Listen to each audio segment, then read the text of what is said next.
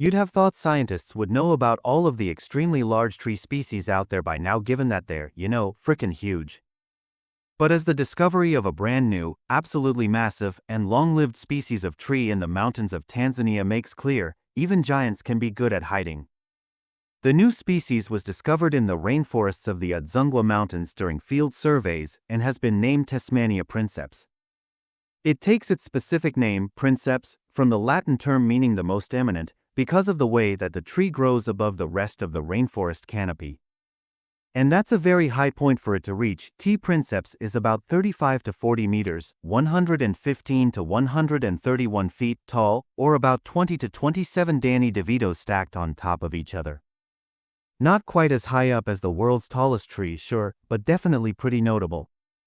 It's fairly chunky too, with the trunk measuring anywhere up to 2.7 meters, 8.9 feet in diameter.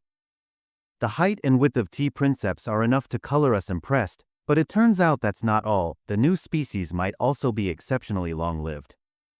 When the team who discovered the new species investigated a fallen individual, they counted 12 to 15 rings in just a single centimeter of wood taken from its core. Not only does this suggest that the tree grows in width very slowly, trees normally add 1 ring per year, but also would put the age of the bigger trees around 2,000 to 3,000 years, study author Andrea Bianchi told Mungabe.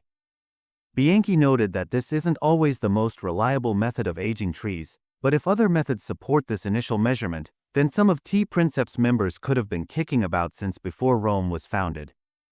T. princeps also has a very fun way of dispersing its seeds, and by fun, we mean ballistically. It uses a method called explosive dehiscence, which means that the seeds are forcefully ejected from their pods. While this giant tree is far from the only plant species to make use of this explosive technique, it does make it stand out against the others in its genus. That doesn't mean the tree has spread far and wide, though. The researchers only found around 100 mature individuals across 2 populations, both growing super close to each other within the same location. Pair that with the finding that they appear to grow slowly, and that makes T. princeps vulnerable, and the team suggests it should be classed as such under the IUCN Red List. The upside is that the region where T. princeps was discovered is currently part of a forest restoration project that aims to reconnect patches of ancient rainforest, which could offer the new species some protection.